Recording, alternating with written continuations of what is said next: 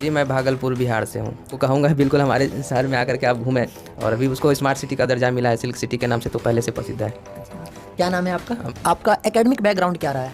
China और Taiwan के बीच में कोई डिस्प्यूट चल रहा है, तो भारत की रणनीति इस पे क्या होगी, अगर कुछ आप बता पाएं तो क्या आप मुझे बता पाएंगे कि राष्ट्रपति और उपराष्ट्रपति के चुनाव में कौन कौन वोट डालते हैं, किस चीज़ की तैयारी करते हैं और कब से तैयारी कर रहे हैं? हेलो माय डियर फ्रेंड्स, मैं आप सभी को बता दें कि ये मेरा पहला इंटरव्यू है। मैं पहली बार इंटरव्यू ले रहा हूँ और शायद भैया का भी ये पहला इंटरव्यू होगा जी। तो अगर जाने अनजाने में कुछ ऐसा शब्द हमने बोल दिया होगा तो अगर किसी को ठेस पहुंच रही है तो यार उसके लिए माफ़ी चाहते हैं। और अगर कुछ कमी दिखे तो आप उसको ना कमेंट में बताओ। हाय एवरीवन, मैं सिद्धांत राय वे फॉर यूपीएससी पे आप सभी का स्वागत करता हूं। मैं हूं अभी मुखर्जी नगर के नेहरू बिहार में।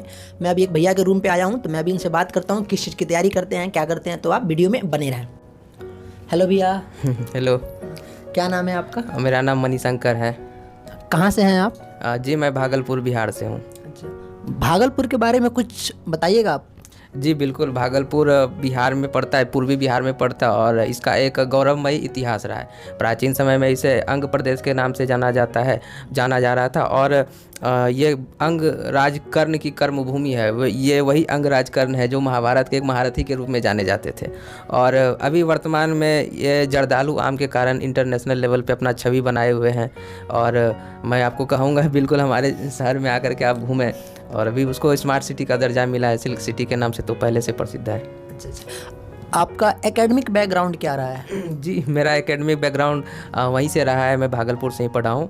केमिस्ट्री ऑनर्स से मैं ग्रेजुएट हूँ और मेरी पढ़ाई पूरी की पूरी सरकारी स्कूल में हुई है। आप किस चीज़ की तैयारी करते हैं और कब से तैयारी कर रहे हैं? जी, मैं यहाँ दिल्ली में मुखर्जी नगर में यूपीएससी की तैयारी कर रहा हूँ और ये मेरी जर्नी अप्रैल 2019 से स्टार्ट हुई थी।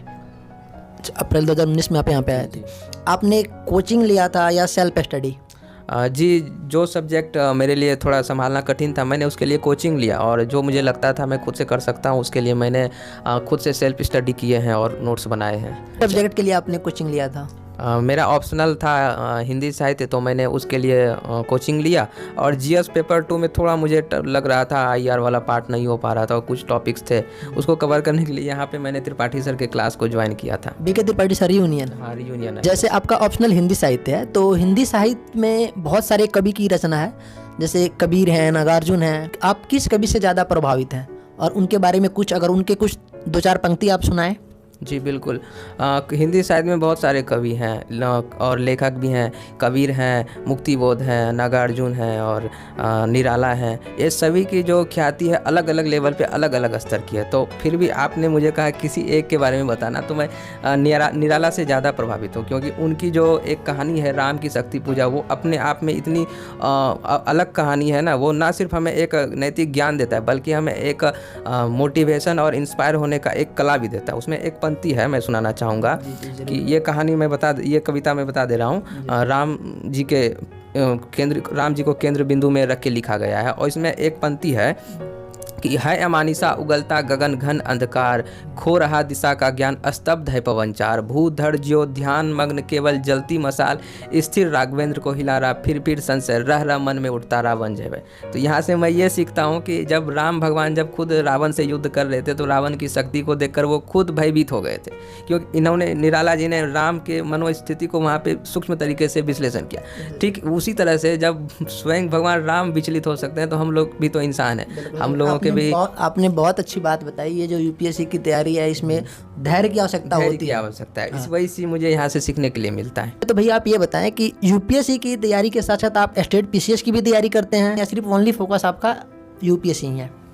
जी, मैं दोनों को लेके चल रहा हूँ और ये इसलिए चल रहा हूँ क्योंकि यूपीएससी और जिस स्टेट से मैं हूँ उसको मैं नज़रअंदाज नहीं कर सकता। मेरे लिए दोनों इम्पोर्टेंट है, तो दोनों को लेके चल रहा हूँ। अभी तक आपने अटेम्प्ट दिया है? जी, मैंने बहुत सारा अटेम्प्ट दिया है यूपीएससी में। यूपीएससी में मेरे 3 अटेम्प्ट हो गए हैं और सीरियसली बता रहा हूँ, मैंने ईमानदारी से केवल 1 अटेम्प्ट पढ़ के दिया था। बाकी जो मेरी पढ़ाई चल रही थी उसी दौरान बस एग्ज़ाम फॉर्म आता था, मैं भरता था और एग्ज़ाम देने चला जाता था। यानी ये फेज ऐसा है कि जब आप स्टार्टिंग में कोचिंग ज्वाइन करने के लिए आए होंगे तो फिर आपको लगा होगा कि बस 2-4-5 महीना क्लास कर लिए, आप फाड़ फूड़ ही देंगे। बिल्कुल, मेरे पास अटेम्प्ट थे तो मैंने सोचा बचाने का कोई मतलब नहीं, लेकिन अब पता चल रहा है कि नहीं, अटेम्प्ट जब आपकी पढ़ाई हो जाए तभी आप अच्छे से एग्ज़ाम के फील्ड में उतरो। अच्छा, तो ये आपने गलती करी है, तो इस गलती से आपको कुछ सीखने को मिला है? जी, सीखने के लिए तो यही मिला है कि टाइम बर्बाद ना करें, जो मैंने किया।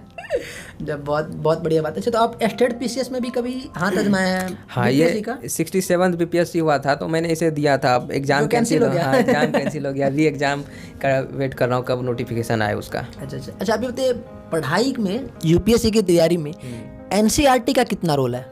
जी, मैं कहूँगा एनसीईआरटी का बहुत बड़ा रोल है, और लेकिन इसका मतलब यह नहीं कि एनसीईआरटी रामबाण है। एनसीईआरटी को आप अच्छे से कवर कर लो, फिर स्टैंडर्ड बुक को आप अच्छे से पढ़ो। अच्छा, अगर बिना एनसीईआरटी के अगर कोई डायरेक्ट स्टैंडर्ड बुक पे जाना चाहता है, तो क्या ये उसके लिए फ़ायदेमंद का सौदा है या थोड़ा नुकसानदेह हो सकता है? क्योंकि एनसीईआरटी में बेसिक कंसेप्ट है, थोड़ा बहुत मैंने देखा है।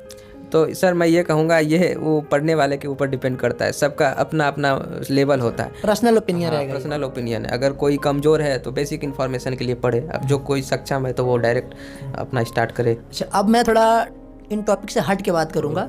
मैं थोड़ा ना करंट के मुद्दे पे चलूँगा। जैसे यूपीएससी में करंट का एक अपना अहम रोल होता है। तो आप हमें ये बताएं कि एक अभी आपने हाल फिलहाल में जो न्यूज़ सुन रखा होगा, चाइना और ताइवान के बीच में कुछ डिस्प्यूट चल रहा है, तो भारत की रणनीति इस पे क्या होगी, अगर कुछ आप बता पाएँ तो? मैं सबसे पहले ये कहना चाहूँगा, इंटरनेशनल रिलेशन में ना ही कोई किसी का दोस्त होता है, ना ही कोई किसी का शत्रु। बस केवल और केवल ट्रेड होता है। अगर आपको उस ट्रेड से प्रॉफिट है तो वो आपका दोस्त है, और नहीं है तो फिर वो आपका कोई नहीं है, ना दोस्त है ना शत्रु है। तो यहाँ पे ये चाइना और ताइवान का बात है, तो यहाँ पे भारत का जो ड्रग इंडस्ट्री है मेडिसिन के लिए, वो कच्चे माल के लिए चाइना पे निर्भर है, और भारत केवल और केवल चाइना से कच्चे माल के निर्भरता के कारण ही ड्रग इंडस्ट्री में एक अधिकार प्राप्त करके रखा, और सिलिकॉन के लिए ताइवान पे निर्भर है। तो ऐसे में भारत के लिए ये एक दो धारी तलवार पे चलने जैसा हो जाएगा। ये तो फिर ऐसा ही हो गया जैसे यूक्रेन और रशिया के बीच में वेट एंड वॉच की पॉलिसी है। तो इसमें शायद भारत का रुख कुछ ऐसा रहेगा। ये हमारी पर्सनल ओपिनियन है। देखते हैं भारत का भी क्या स्टेप होता है, वो गवर्नमेंट डिसाइड करेगी। वेट एंड वॉच की हमेशा से पॉलिसी रही है, उसको फॉलो करते आ रहे हैं। जो भी भारत की डिसीजन मेकिंग पॉलिसी होती है वो काफ़ी मैच्योर्ड होती है और परिपक्व होती है, ऐसा कई बार देखा गया है। तो देखिए। अच्छा, हाँ, अब दूसरा एक और मैं क्वेश्चन ले रहा हूँ। राष्ट्रपति और उपराष्ट्रपति का चुनाव संपन्न हुआ है अभी, तो क्या आप मुझे बता पाएंगे कि राष्ट्रपति और उपराष्ट्रपति के चुनाव में कौन कौन वोट डालते हैं? सबसे पहले मैं बताना चाहूँगा कि अभी राष्ट्रपति जी का जो चयन हुआ वो श्रीमती द्रौपदी मुर्मू जी हैं, और उपराष्ट्रपति में जगदीश धनखड़ हैं। जगदीश धनखड़। तो राष्ट्रपति के चुनाव में लोकसभा, राज्यसभा और राज्य के विधानसभा के निर्वाचित सदस्य भाग लेते हैं, और जबकि उपराष्ट्रपति के चुनाव में लोकसभा और राज्यसभा के निर्वाचित प्लस मनोनीत सदस्य दोनों भाग लेते हैं। यानी राष्ट्रपति जी के चुनाव में लोकसभा, राज्यसभा और विधानसभा के निर्वाचित सदस्य, और उपराष्ट्रपति जी के चुनाव में लोकसभा, राज्यसभा के निर्वाचित प्लस मनोनीत, यानी सभी सदस्य। में आखिरी आपसे एक सवाल और रहेगा कि बहुत सारे मेरे ऐसे सब्सक्राइबर हैं, मैं तो उनको फैमिली बोलता हूँ, जैसे बहुत सारे मेरे फैमिली हैं जो यूपीएससी की तैयारी करना चाहते हैं या यहाँ पे आना चाहते हैं, मुखर्जी नगर में आके तैयारी करना चाहते हैं, तो वो यहाँ पे आए तैयारी करने, उसके पहले आप उनको क्या सुझाव दोगे? यहाँ पे आने से पहले वो क्या चीज़ ऐसा है जिसको वो प्रिपेयर करके आए तो ज़्यादा बेटर रहेगा? तो उस पर मैं आपकी ओपिनियन चाहूँगा। सर, पहले मैं ये बताना चाहूँगा, अगर घर में ऐसा माहौल मिल रहा है पढ़ाई का तो दिल्ली आने की ज़रूरत नहीं है, ऑनलाइन पढ़ाई भी किया जा सकता है। अगर घर में माहौल नहीं है और यहाँ पे आके पढ़ाई करना चाहते हैं या कोचिंग करना चाहते हैं, तो आप अपना बेसिक कम से कम थोड़ा बहुत पढ़ लें, ताकि यहाँ पे आने के बाद आपको ज़्यादा समझने में, टॉपिक को ज़्यादा समझने में ज़्यादा दिमाग पे जोर ना देना पड़े। और वो सारा आप यूट्यूब पे टॉपर्स की स्ट्रेटेजी और बुक लिस्ट देख करके आप उसको फॉलो कर सकते हैं। फिर आए, आपका यहाँ पे पढ़ाई को एक तेज धार दिया जाएगा।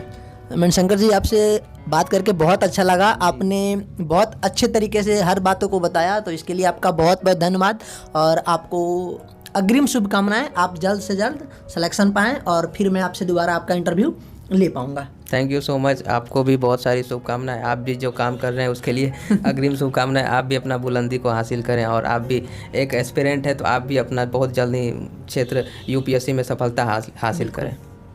Thank you. तो इस वीडियो में फ़िलहाल इतना ही। अगर वीडियो पसंद आए तो आप चैनल को सब्सक्राइब करें, वीडियो को लाइक, शेयर और कमेंट करना ना भूलें, और कमेंट करके आप हमें ये बताएं कि इसमें आपको क्या सही लगा, और आप अपना सुझाव दे सकते हैं। आपके सकारात्मक सुझाव की हम प्रतीक्षा में हैं। भैया कुछ जी बिल्कुल, आप सिद्धांत भाई को सपोर्ट करें, और वे फॉर यूपीएससी को मेरा प्यार और शुभकामनाएं। Thank you. Thank you. जल्द मिलते हैं फिर एक नए वीडियो में, तब तक के लिए बाय बाय।